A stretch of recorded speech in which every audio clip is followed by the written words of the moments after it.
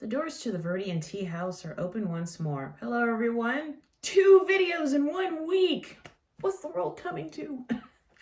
Apparently I'm a fast reader, and I wanted to return these books to Denver Public Library today. So I figured, you know what? Go ahead and just do a second video. It's not like anybody's going to be upset by that. So if you're ready, let's begin. But I do want to talk about some upcoming news. So I'm looking at my computer here. The Denver Public Library Friends Foundation is having their pop-up book sale at the Park Hill branch tomorrow, Saturday. The hours are from 10 till 2. And the address is 4705 Montview Boulevard in Denver. I'll be volunteering. There'll be some other really cool people volunteering. So if you live in the Denver area or you're just going to be driving through and you're looking for something to do, check out the book sale. Once again, that's at the Park Hill branch. The address is 4705 Montview Boulevard. Hopefully I'll see you there tomorrow. All right, so let's begin. So like I said, I've got 3 books today, so get yourself a nice cup of tea or coffee or juice or whatever. Find yourself in a comfortable seating position. I sound like I'm doing my meditations. Let's do this. So the first one, At Night, All Blood is Black by David Diop. If you remember that name, it was because I reviewed his second book, The Door of No Return. I think that's right. No, past the Door of No Return or something like that. And loved it so much that I wanted to read his first book. This is completely different than the first book. Let me read the back of it for you. Alpha Ndiaye is a Senegalese man fighting as a so-called chocolat soldier within the French army in World War I. When his friend Mademba Diop is mortally wounded in battle, Mademba begs Alpha to kill him and spare him the pain of a long death in no man's land. But Alpha can't bring himself to strike down a man who was like a brother to him, and Mademba dies in agony. Faced with what he comes to see as his own cowardice and cruelty, Alpha begins to lose touch with reality. Anxious to avenge the death of his friend, he embarks on a series of nocturnal forays across enemy lines with gruesome results, which I won't even spoil it if you decide to read it, but it is pretty gruesome. At first, Alpha's comrades admire his ingenuity and daring, but rumors soon circulate that this super soldier isn't a hero, but a sorcerer, a devourer of souls. Just how far will Alpha go to make amends to his dead friend? Peppered with bullets and dark magic, this remarkable novel fills in a forgotten chapter in the history of World War I. Blending oral storytelling traditions with the day-to-day horror of life in the trenches, David Diop's At Night, All Blood is Black is a dazzling tale of a man's descent into madness. And you know, I will say this, it reminded me of the movie Apocalypse Now. I mean, completely different stories, but that feeling of descending into madness. I must admit, I've never read the book Heart of Darkness, but the first thing that came to my mind was Apocalypse Now. Just the feeling of, and Alpha, sorry, but I think he was an unreliable narrator because like the back said, he descends into this madness. You can't trust what he's saying, what he's showing you. I mean, it's very gruesome, and he's holding your hand and you're walking down that path with him. But what a gruesome yet strangely beautiful story. And at the end, I was a little bit confused, but I think I kind of figured it out, which I won't tell you. I won't give away any spoilers. But yes, I didn't know about this part of history of World War I. So I'm glad that I was able to read this perspective of the chocolat soldiers with the French. But it is terrifying, it is maddening, and many cringeworthy moments. But all in all, an excellent read. So At Night, All Blood is Black by David Diop receives 5 pots of tea from Viridian Tea House. It was truly an excellent work, and even though it looks like a slim book, I think it took me a couple of days to get through it. One, because I was reading like another book, but two, I really wanted to hear his words and hear the rhythm and the pattern. So if you're looking for something that is quite different, and if you have an inkling of an interest regarding World War I, At Night, All Blood is Black is the way to go. So excellent read. So the next book, I have to give a shout out to Petals and Pages of Denver. They are a new bookstore that focuses on LGBTQ, women, people of color, and they also sell botanicals. It really is a cute bookstore. And so I follow them on Instagram, and I saw where they have a book club. And I was like, I don't really do book clubs, but I wanted to just kind of check them out and see what it was all about. So they were talking about the book, The Adult by Bronwyn Fischer. And I literally got the book the day of the book club. And by the time I was getting ready to leave, I had hit page 200. I could not put it down. And the book club really, I hate to say tore it apart, but they tore it apart, but it was done really well and constructively. There were some funny moments, but there were a lot of sad moments too. And let me just read the dust jacket for you. Let's see. 18-year-old Natalie has just arrived at her first year of university in Toronto, leaving her remote, forested hometown for the big, impersonal city. Everyone she encounters seems to know exactly who they are.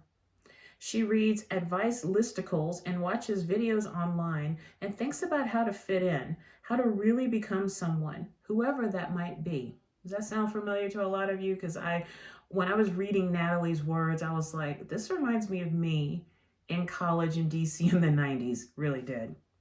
And then she meets Nora, an older woman who takes an unexpected interest in her and is drawn unstoppably into Nora's orbit.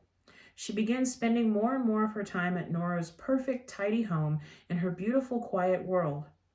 Natalie listens to her floor mates about her absence, lies to her floor mates about her absence, inventing a fake off-campus boyfriend, and carefully protects this sacred adult relationship. This only deepens her obsession, even as she comes to suspect that Nora is hiding something. As the secrets multiply and the intensity of the romance threatens to overwhelm her, Natalie realizes that the new adult identity she had imagined for herself is far from the one she's actually coming to know. With atmospheric, electric prose that captures the anxiety and emotional intensity of young adulthood like never before, The Adult is about sex, yearning, poetry, and learning to free oneself from the expectations of others. Bronwyn Fischer is an immensely talented new writer to watch. So this is apparently Bronwyn Fischer's first book, and what a jaw dropper. And a little bit more information about Bronwyn. She's a graduate of the University of Guelph's MFA program in creative writing. She also holds a Bachelor of Arts from the University of Toronto. Born in Bahrain, Fischer now lives in Toronto with her wife, Emma.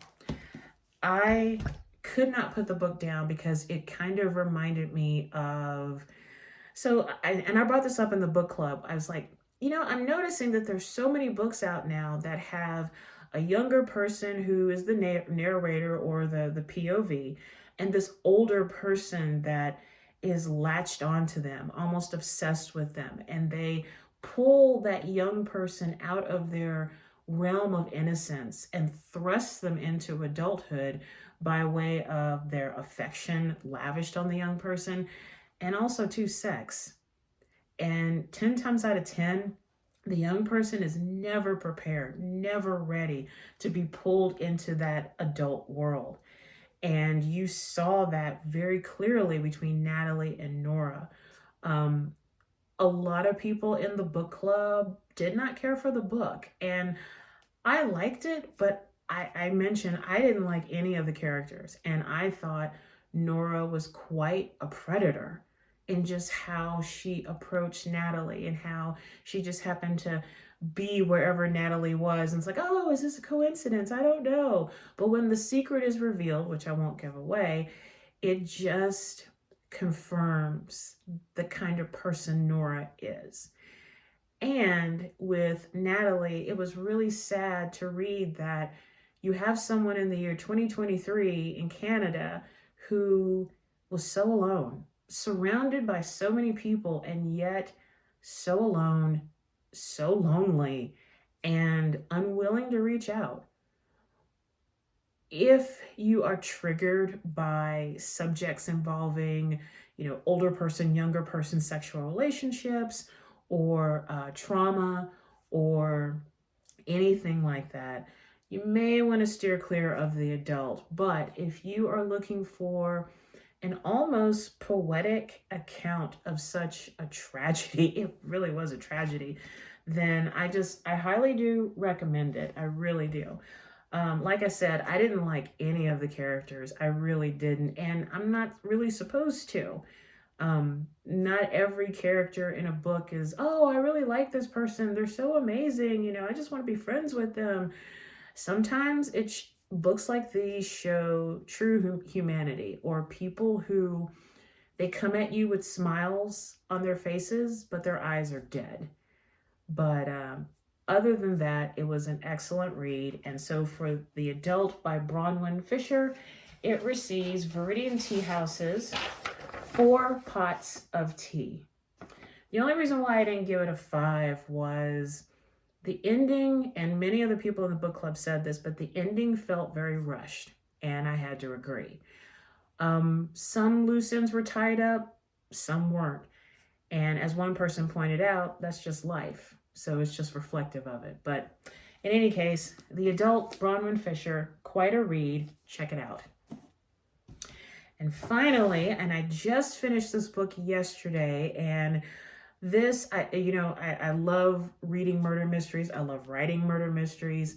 This one, The Dying Day by Vaseem Khan, takes place in Bombay in 1950.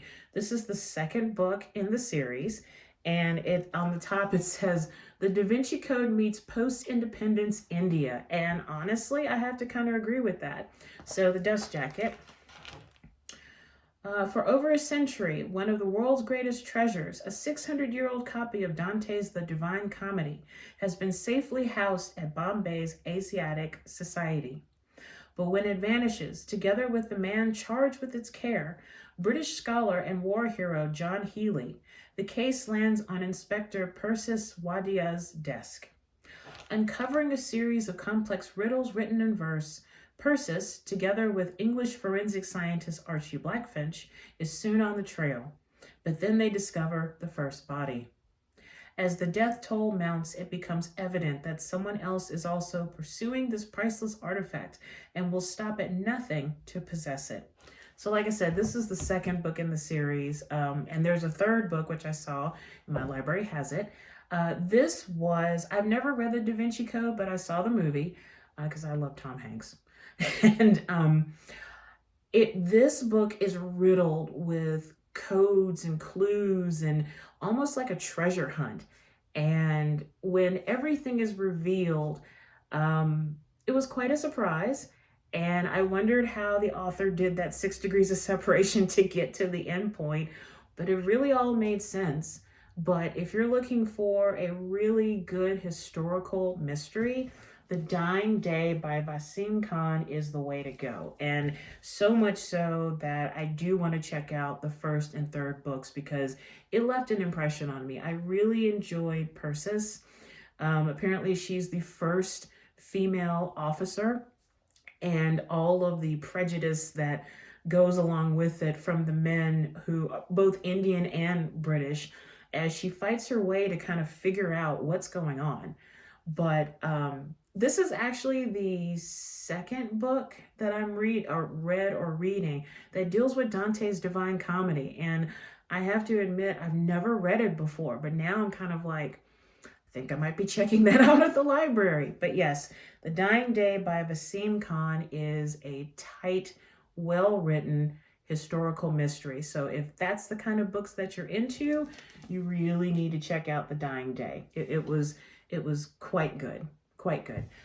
Did I give it, whoops, did I give it out? Okay, never mind. It receives I forgot to mark. It receives 5 pots of tea from Viridian Tea House. Yay! I knew there was something I forgot to do. Right, so the tea portion, no tea to review today, but I have a cup of one of my all-time favorite teas, all 20 million of my favorite teas, Bigelow's Constant Comment. I love, love, love this tea. And just a little bit of a note on this. Each ingredient below has been carefully selected by the Bigelow family to deliver an uncompromised quality tea experience. Constant Comment is a unique blend that reinvented tea in America. This recipe has never changed and is still only blended by Eunice and David Bigelow. The ingredients, carefully selected ingredients, actually says it on the box. Black tea, rind of oranges, sweet spice, and natural flavor. I have always loved this tea. Ever since I got into tea, I tried it and I just loved it. And it's actually one of my boyfriend's favorite blends. So, and we're actually out of it. We drank the last 2 just a few minutes ago. But yes, Constant Comment by the good folks at Bigelow. And so I raise my cup to you and wish you great literary joy.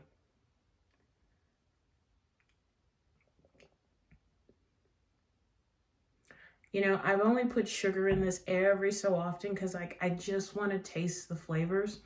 I will also note that every time I drink this tea with sugar or without, I suddenly get this boost of energy that lasts for hours. Like, I don't crash. I just kind of go, all right, I think I'm going to wash the windows and do laundry, and I'm going to, write this novel, and oh, look, I'm at 70,000 words, and oh my God, In fact, I was drinking a cup of this once, and I was talking with one of my dear friends, the multi-talented person, Jen Mulvihill. Go check out her books. And I know that I was babbling because I was feeling so good because of this tea that I felt like I was just on like 80 miles an hour. So Jen, if you're watching this video, I really am sorry that I was babbling to you that one Sunday. I'm sorry. So that is all I have for today, aside from the breathing meditation, or do I have something else? So, as y'all know, I'm really into poetry, and I'm discovering all these poets from different parts of the globe, and I'm just incorporating their words into my life. And so this is Emma Lazarus. And for those of you who have never heard of her before, she was born July 22nd, 1849, and died November 19th, 1887. She was an American author of poetry, prose, and translations. She, if the name sounds familiar, she was one who wrote the sonnet, The New Colossus, which was inspired by the Statue of Liberty. So before we get to the breathing meditation, and I wish you a fond farewell, I want to read one of her poems to you in her epics. This is called Loneliness. All stupor of surprise hath passed away. She sees with clearer vision than before a world far off of light and laughter gay, herself alone and lonely evermore. Folk come and go and reach her in no wise, mere flitting phantoms to her heavy eyes. All outward things that once seemed part of her fall from her like the leaves in the autumn shed. She feels as one embalmed in spice and myrrh, with the heart eaten out, a long time dead. Unchanged without the features and the form, within devoured by the thin red worm. By her own prowess she must stand or fall. This grief is to be conquered day by day. Who could befriend her? Who could make this small, or her strength great? She meets it as she may. A weary struggle and a constant pain. She dreams not they may ever cease nor wane. And with that, let's do just a quick breathing meditation. Make sure you have a cup of tea or some water, and let's begin.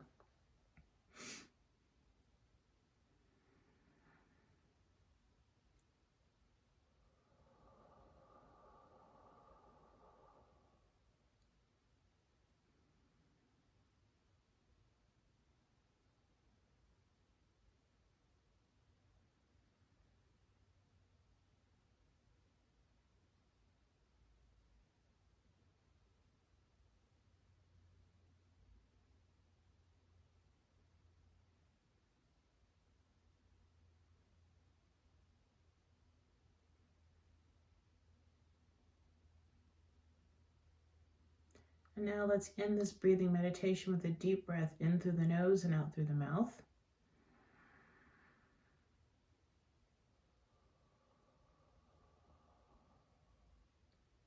Allow your eyes to come into focus or open your eyes. And now enjoy a nice cup of your liquid refreshment.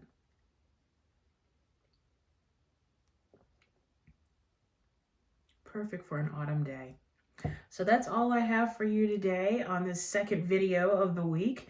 Many thanks to Arapahoe Libraries and Denver Public Library for having incredible selections of books. And many thanks to the ghost of Emma Lazarus. Thank you so much for your words. And to the good folks at Bigelow for their constant comment. And to you for watching this video and watching my silliness and this very unscripted video. And if you like what you see, please give it a thumbs up, leave a comment. If you're an author looking for a review, please reach out to me. I would love to talk with you and talk with you about your book. If you have a tea company or you make tea blends and you're looking for reviews, please, again, reach out to me. I'd love to talk with you. Take care of yourself and each other. Raise your teacup high. And remember, to drink tea is to enjoy life. I stumbled because I was getting ready to say something else. But have a wonderful weekend, and I'll see you very soon. Bye for now.